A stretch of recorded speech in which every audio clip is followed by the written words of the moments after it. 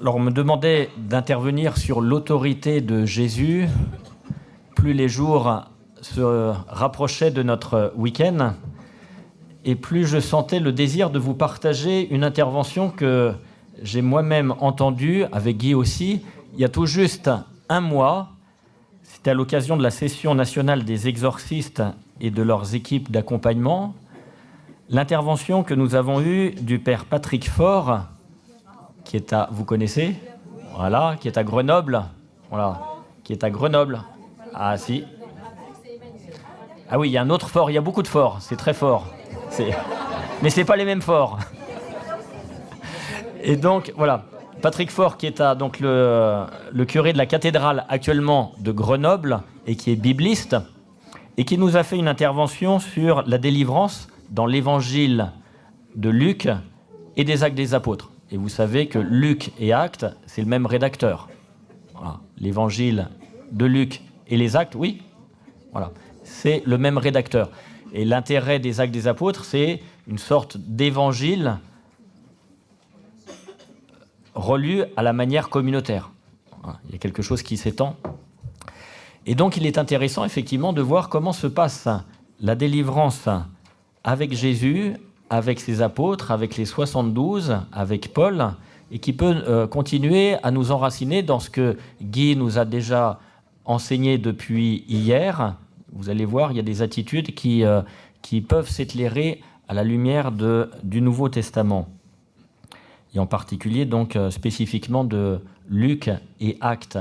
Et donc c'est ça que, plus le temps approchait, plus j'avais ce désir. Et quand j'ai commencé à entendre Guy, ce qu'il nous enseignait là, depuis hier, je me suis dit, ça tombe juste. Donc voilà, je vous livre ce que j'ai moi-même reçu il n'y a pas très longtemps, et qui pourra nous éclairer, et qui pourra aussi nous aider à comprendre quelles attitudes que nous pouvons avoir personnellement dans nos groupes de prière, voilà, comment on peut se vivre et se servir ce chemin de délivrance. Donc c'est à partir de mes notes, voilà, c'est très très frais. Il est intéressant de constater du coup, quand on plonge dans l'évangile, en particulier de Luc et des Actes, c'est qu'il y a deux grandes manières de libérer des esprits impurs ou mauvais. Il y a deux manières. La première, c'est une manière qui s'opère sans parole. Et il y a une deuxième manière qui s'opère justement avec une parole explicite. Mais il est bon de repérer que dans l'Évangile et dans les Actes, il y a quand même plusieurs cas précisés de délivrance qui s'opèrent par simple contact physique. Simple contact physique. Vous avez cela dans l'Évangile de Luc au chapitre 6, dans les Actes des Apôtres au chapitre 5 et au chapitre 19. Le chapitre 6 de l'Évangile de Luc, c'est là où il est écrit, vous le savez, il y avait une foule nombreuse des disciples de Jésus et une grande multitude de gens qui, de toute la Judée et de Jérusalem et du littoral de Tyr et de Sidon, étaient venus pour entendre Jésus et se faire guérir de toutes leurs maladies. Ça vous dit quelque chose ? Ceux que tourmentaient des esprits impurs étaient guéris. Et toute la foule cherchait à le toucher, Jésus, parce qu'une force sortait de lui et les guérissait tous. Ça, c'est donc Luc au chapitre 6, versets 17 et suivants. Dans les Actes des Apôtres, au chapitre 5, dans les versets 12 et suivants, par les mains des apôtres, il se faisait de nombreux signes et prodiges parmi le peuple. Ils se tenaient tous d'un commun accord sous le portique de Salomon, et personne d'autre n'osait se joindre à eux, mais le peuple célébrait leur louange. Des croyants de plus en plus nombreux s'adjoignaient au Seigneur, une multitude d'hommes et de femmes. À tel point qu'on allait jusqu'à transporter les malades dans les rues et les déposer là sur des lits et des grabats, afin que tout au moins l'ombre de Pierre, à son passage, couvrit l'un d'eux. La multitude accourait même des villages, les voisines de Jérusalem, apportant des malades et des gens possédés par des esprits impurs, et tous étaient guéris.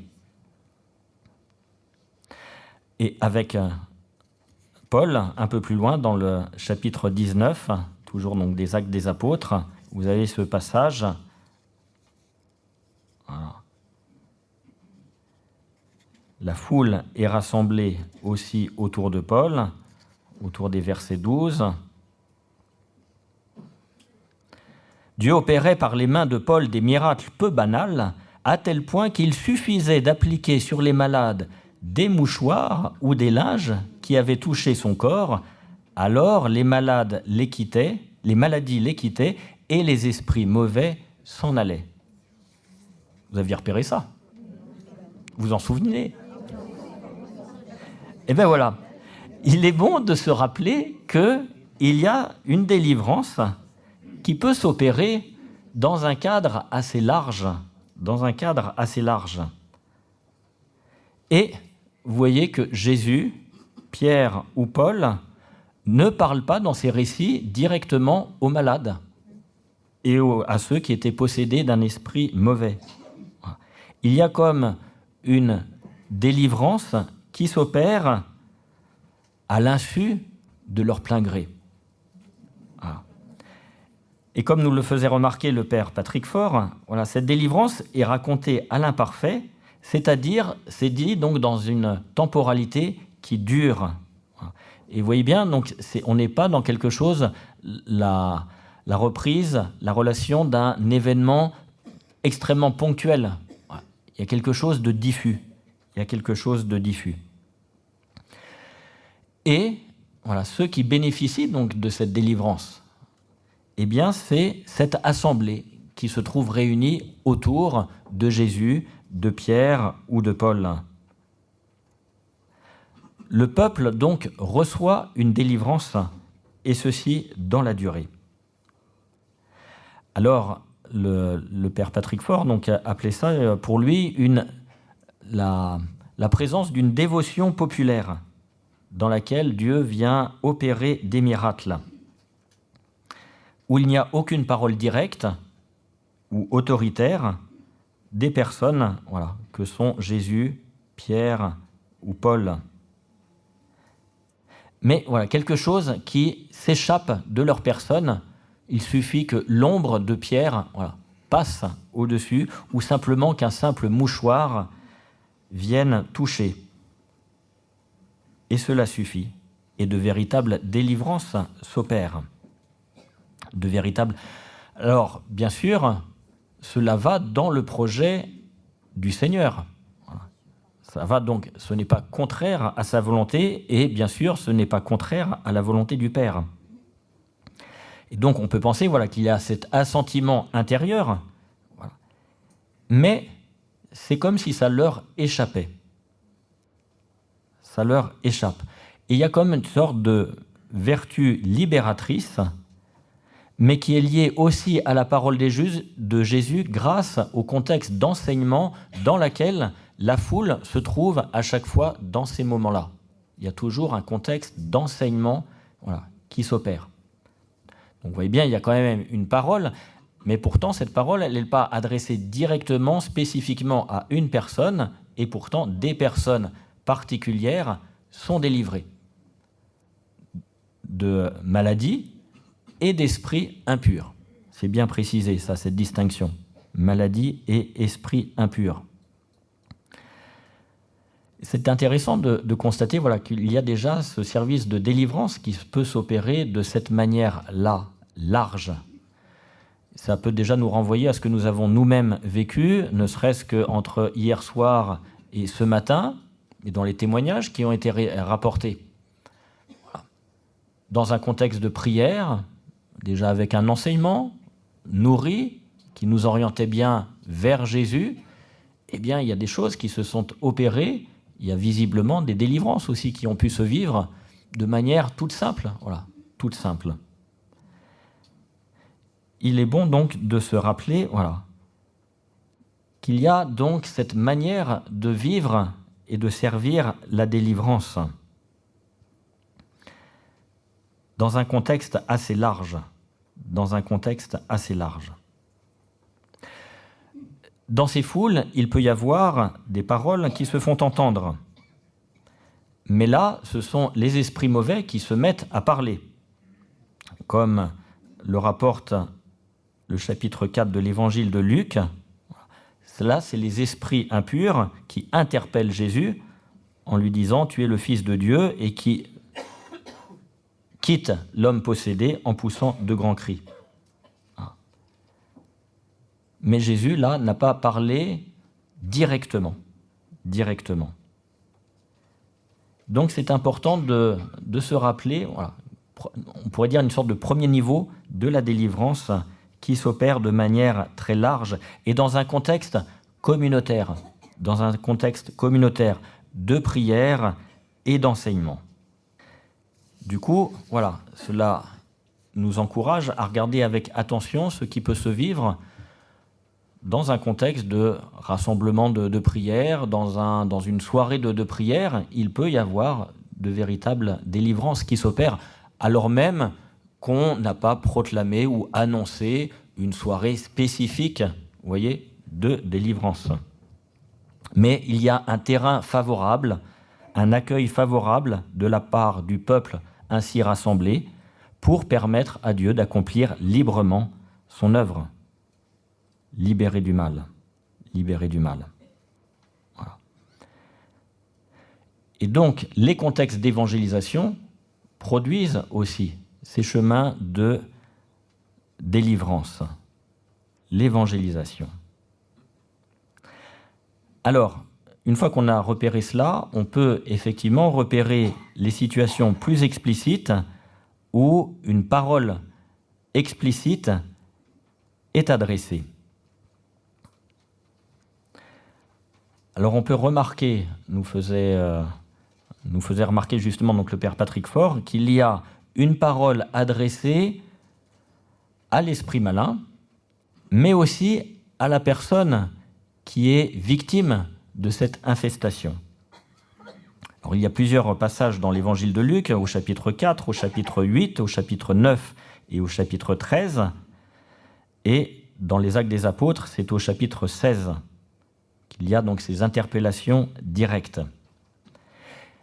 Mais donc dans cette série-là que je viens de vous citer, les chapitres 4, 8, 9 et 13 de l'évangile de Luc, il y en a un qui est assez donc, qui peut être mis à part, c'est celui du chapitre 13 où Jésus s'adresse à la femme courbée. Voilà. Jésus s'adresse uniquement à la femme courbée et, nous dit l'Évangile, elle est véritablement délivrée.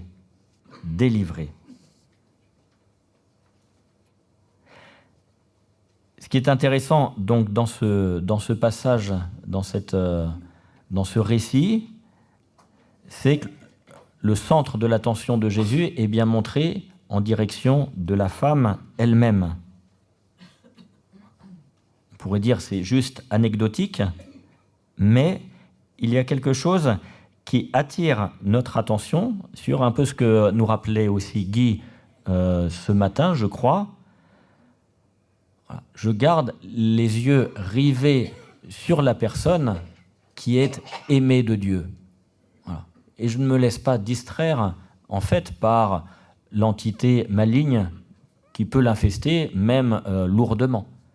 Mais je continue de regarder la personne aimée de Dieu. La personne aimée de Dieu. Voilà. Et le mal en lui-même est secondaire. Il ne prend pas la première place. Ça ne veut pas dire qu'il est inexistant, mais, entre guillemets, il est remis à sa juste place. Voilà. La libération du mal s'adresse à la personne elle-même.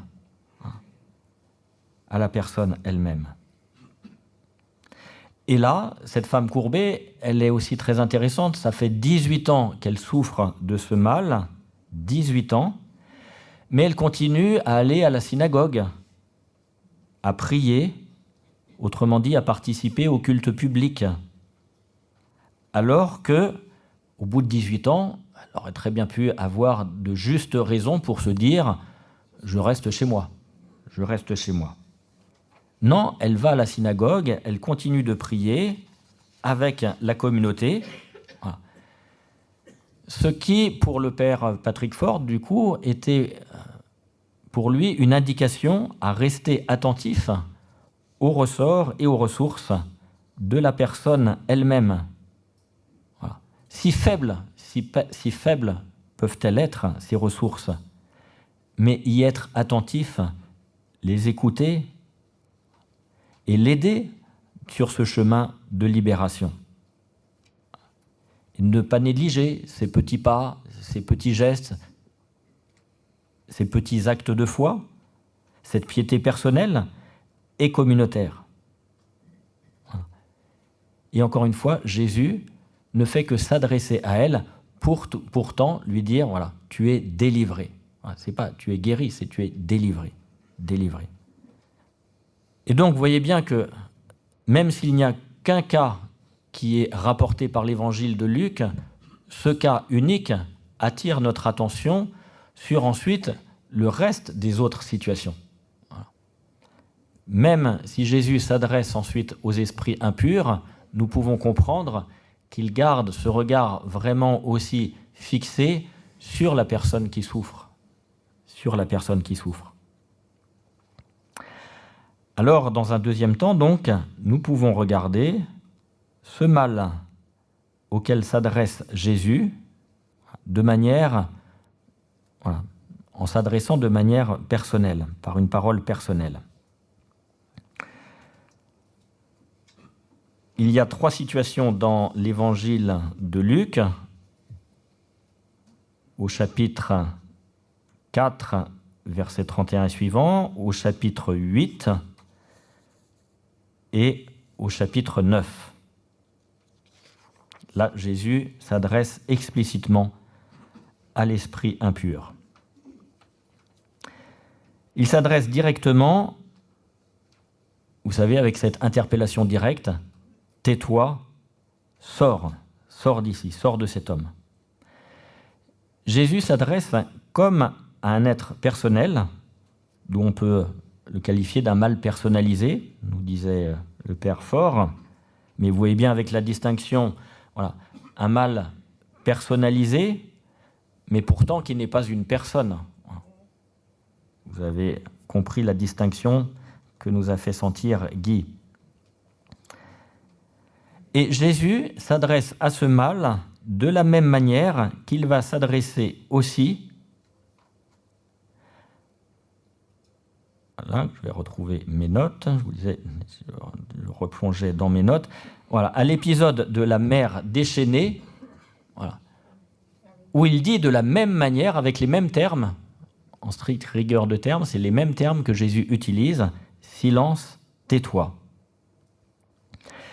Il utilise ces mêmes termes aussi dans l'épisode du chapitre 9, qui est présenté dans la traduction de la Bible de Jérusalem, particulièrement pour le fils épileptique. Donc, qui est présenté comme épileptique, c'est-à-dire plutôt malade. Voilà, une maladie psychique. Eh bien, voilà, Jésus s'adresse de la même manière à cet homme présenté avec une maladie. Il s'adresse de la même manière à la mer déchaînée, et c'est avec la même manière qu'il s'adresse à un esprit impur. Et donc, à ces 3 moments-là, il s'adresse à un élément, à une entité, comme doué d'une certaine personnalité. Donc, aussi bien dans la mer déchaînée que de cet homme, ce jeune victime d'une pathologie humaine qu'on appelle épilepsie, ou que la Bible de Jérusalem caractérise d'épilepsie. Voilà. Ça nous donne à entendre, voilà, ce que Guy nous faisait sentir avec son schéma là, cet après-midi, de ces entités spirituelles qui peuvent se greffer sur une situation qui va, voilà, qui va pas bien. et qui vont l'entraîner à quelque chose de paroxystique. Voilà. Mais il y a une accroche, vous voyez, sur quelque chose de naturel par une entité maligne pour conduire à un excès de mal. Donc, dans des souffrances simplement humaines, effectivement, il peut y avoir des entités malignes qui se greffent. Eh bien, Jésus s'adresse aux unes et aux autres de la même manière. Tais-toi, sors d'ici. Tais-toi, sors d'ici. Ce sont donc des injonctions qui sont efficaces et qui s'adressent à un mal personnalisé. Et ces entités peuvent se greffer, encore une fois, donc sur des pathologies humaines qui sont simplement humaines au départ. Simplement humaines.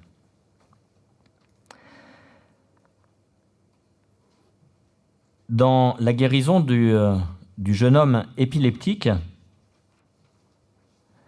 il est intéressant de constater que juste avant, les disciples ont échoué.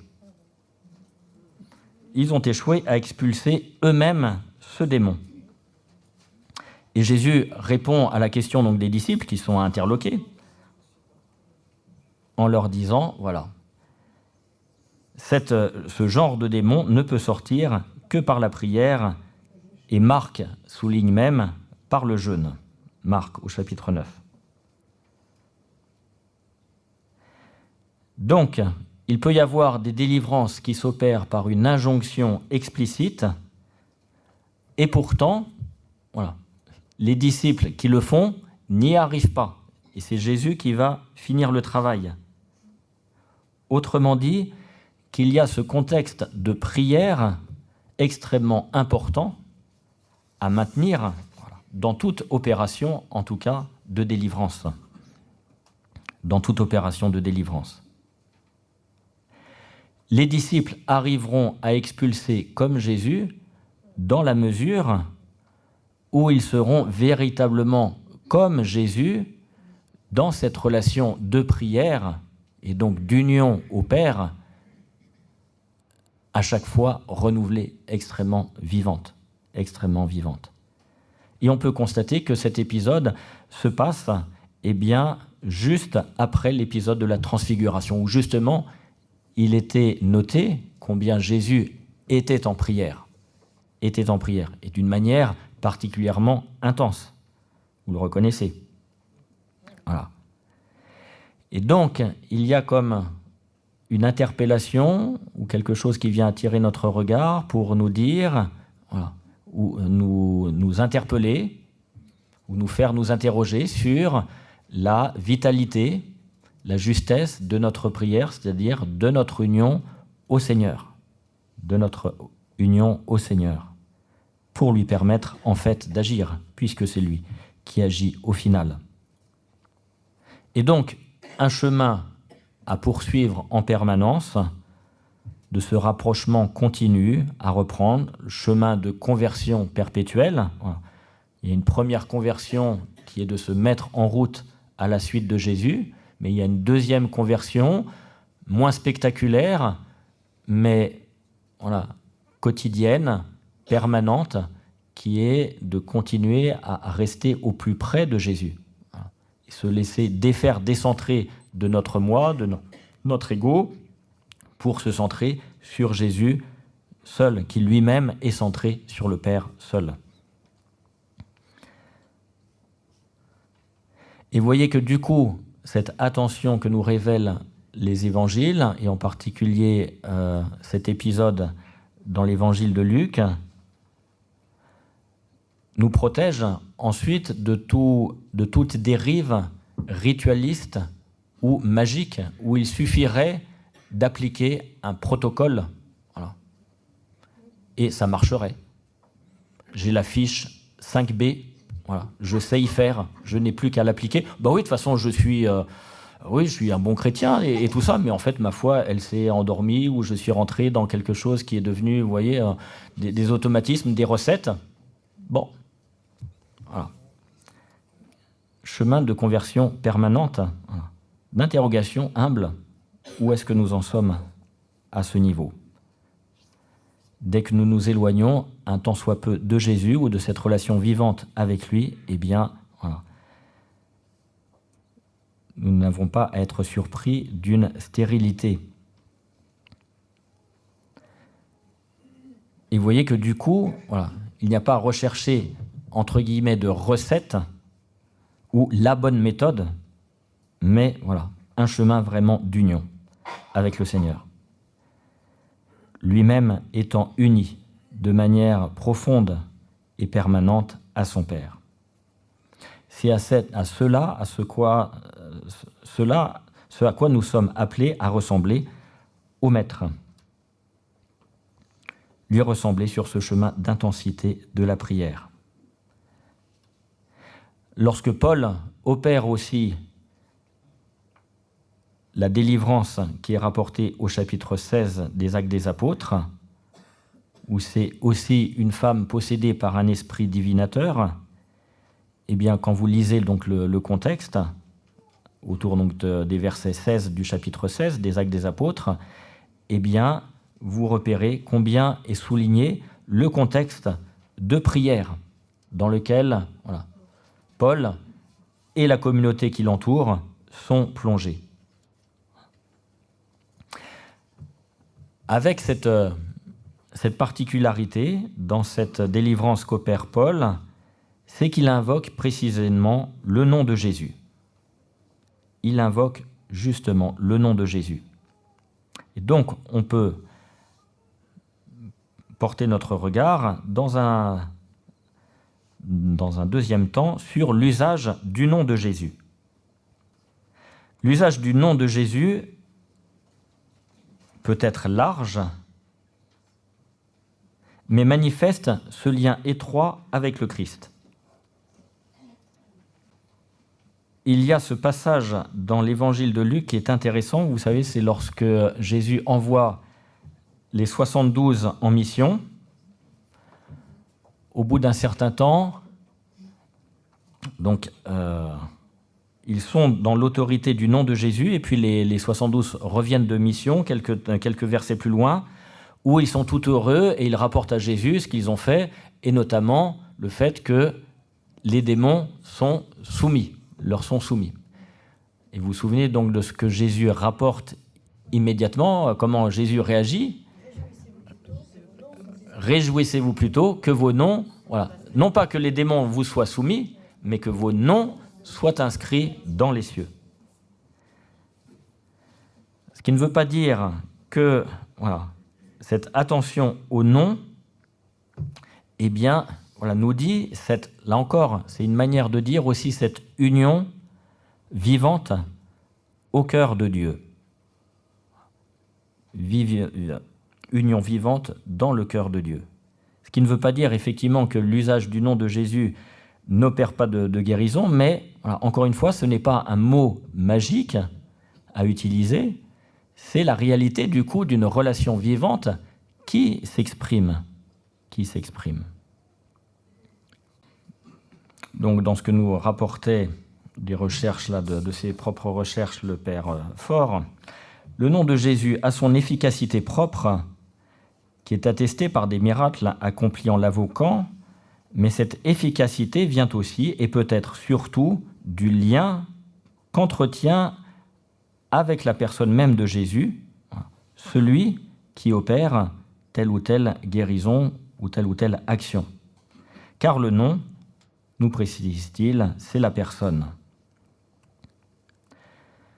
Du lieu qu'entretiennent avec la personne même de Jésus ceux qui accomplissent ces miracles en son nom, c'est le lien de communion avec la personne même de Jésus qui est important. Et c'est ce que fait entendre Jésus en disant, mais voilà, réjouissez-vous parce que vos noms sont inscrits dans le cœur de Dieu, dans les cieux.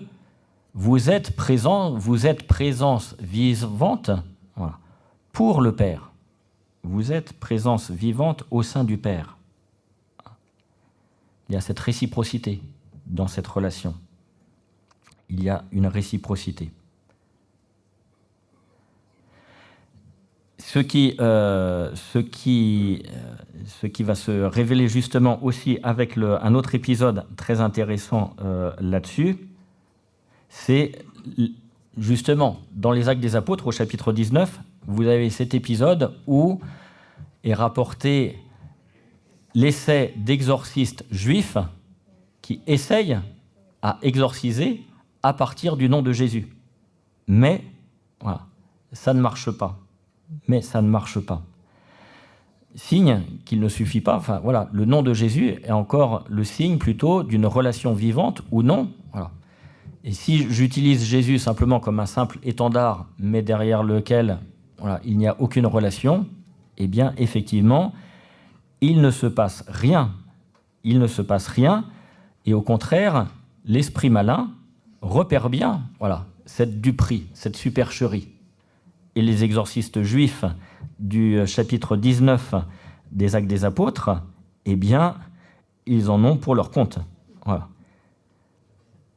Quelques exorcistes juifs ambulants s'essayèrent à prononcer eux aussi le nom du Seigneur Jésus sur ceux qui avaient des esprits mauvais.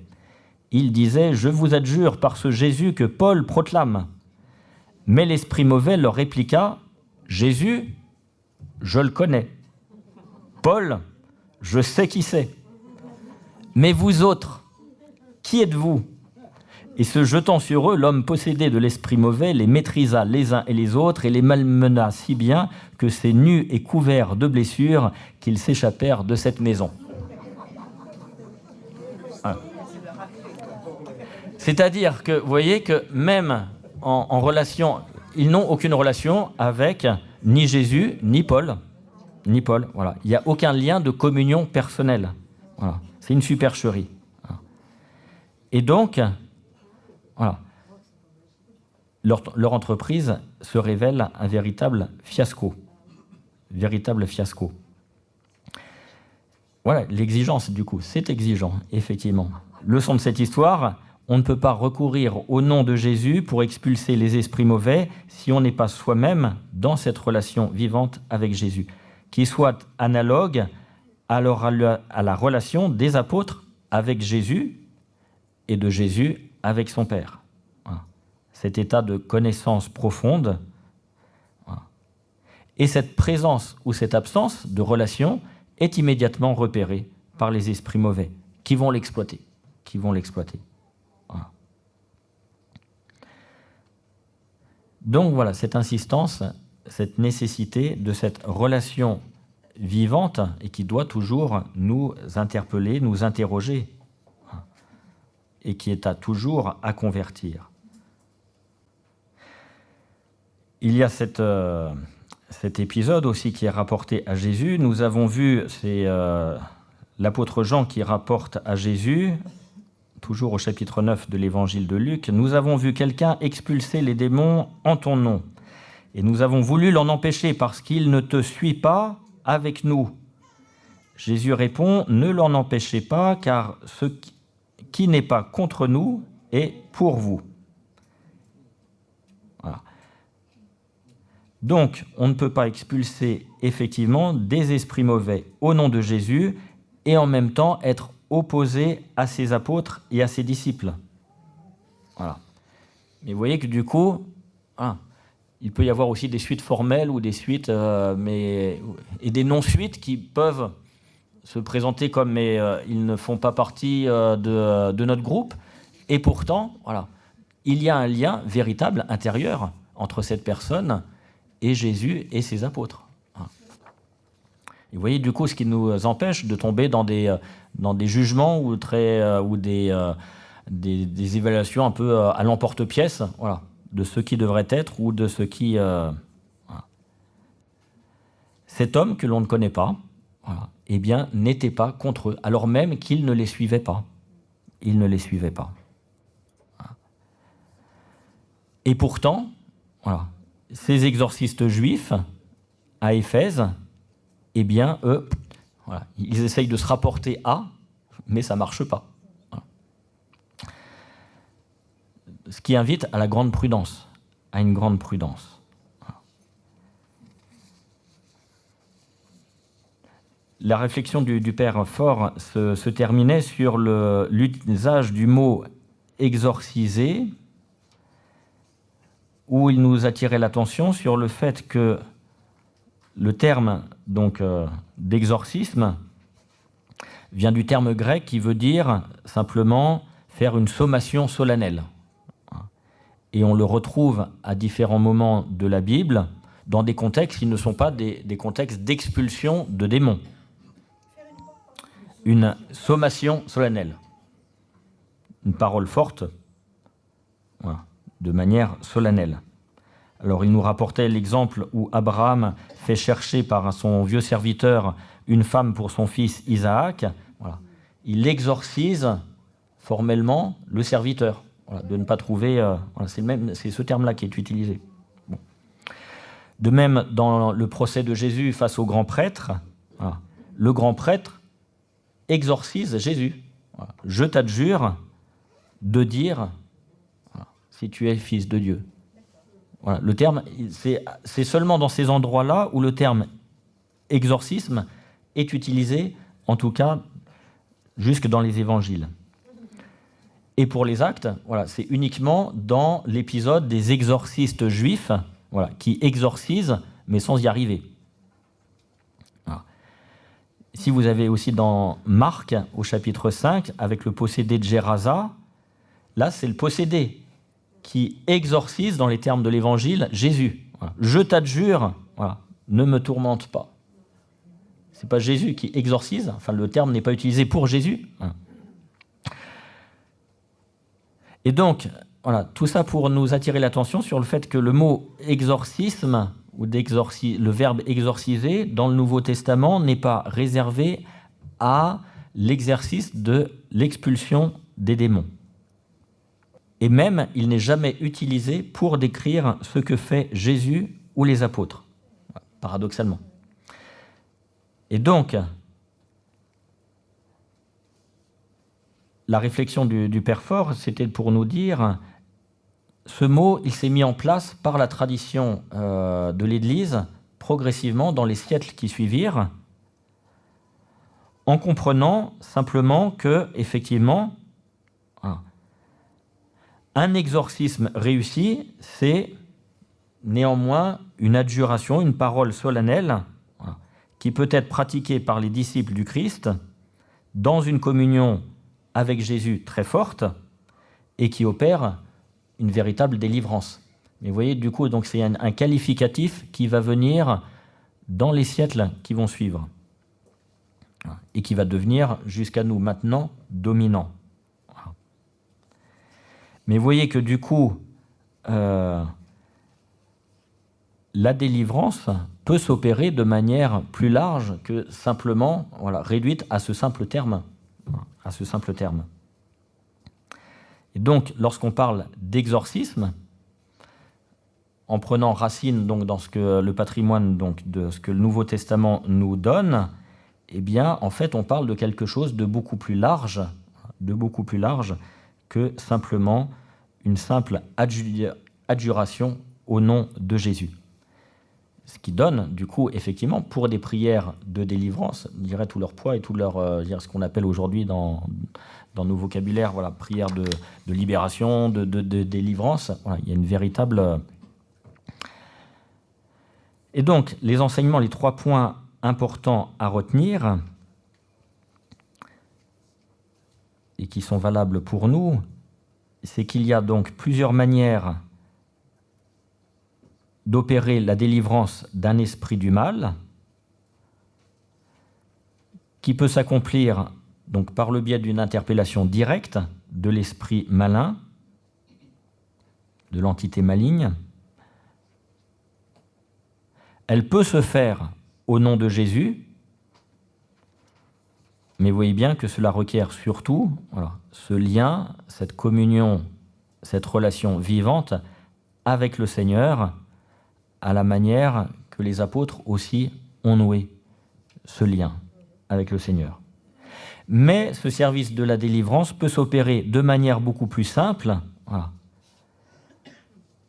par la vertu de sainteté, comme l'appelait le Père Fort, la vertu de sainteté qui opère au sein d'une piété populaire, d'un rassemblement orienté vers Jésus, dans un contexte d'enseignement, d'évangélisation. Et donc, dans des paroles non nécessairement explicites, mais de véritables délivrances qui s'opèrent. Le deuxième point important à retenir de toute cette enquête, c'est le point focal d'intérêt, ce n'est pas le démon lui-même qu'il faut pourtant chasser, mais c'est la personne qui souffre, en étant attentif à ce qu'elle est, à son milieu de vie, de foi, aux signes qu'elle peut manifester, aussi petits soient-ils, et qui peuvent dire ce milieu favorable pour une délivrance, et qui s'appuie sur les ressorts de la personne elle-même. Alors même qu'elle peut être très affaiblie et très... Moi, c'est une expérience très forte que j'ai vécue avec Guy. La première fois où j'étais confronté à une situation d'exorcisme, où il y a eu de la bataille, et à chaque fois, on avait l'impression qu'on aboutissait à l'expulsion, et puis, non, il y avait toujours quelque chose, ça partait pas. Au bout de plusieurs heures, ça avait duré plusieurs heures, la personne suppliante était vraiment épuisée.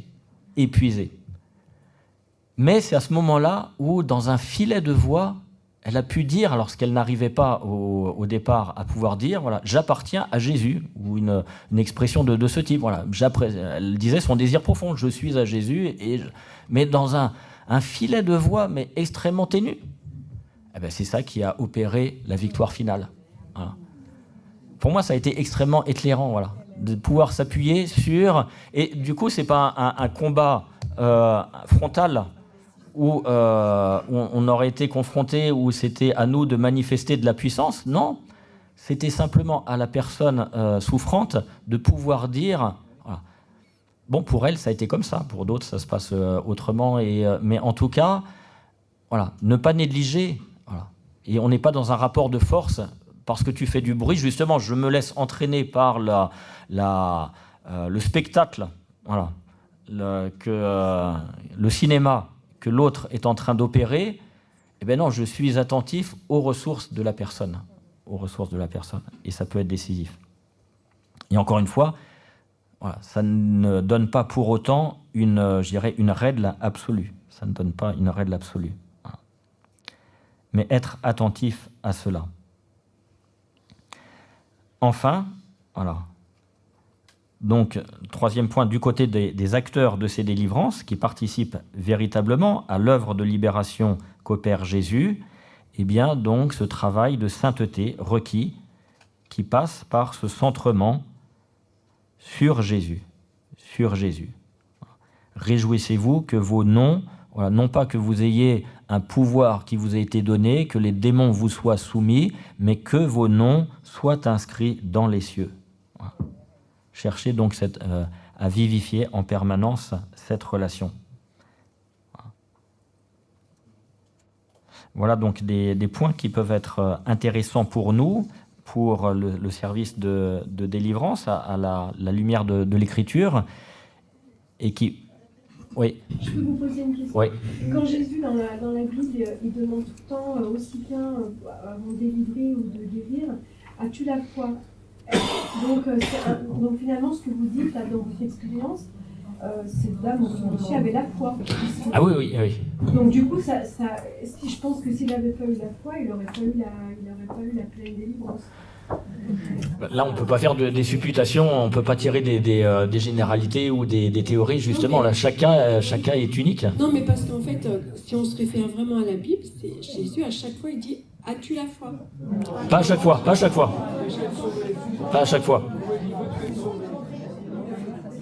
C'est ce qui empêche de tirer des généralités ou des... Pardon, bon. Mais Jésus sait voir la foi. Et à certains moments, il dit « Va, qu'il advienne selon ta foi », à certains moments, effectivement, oui. Et donc, nous, ce que ça veut dire, c'est effectivement, je dirais, dans les démarches de foi des personnes quand même que nous rencontrons, ou qui viennent nous voir ou qui nous demandent de prier pour elles, voilà, d'être vraiment attentif à ces petits signes qui sont loin d'être négligeables. Voilà. Si petits soient-ils. C'est ça, ce à quoi ça attire notre attention. Voilà.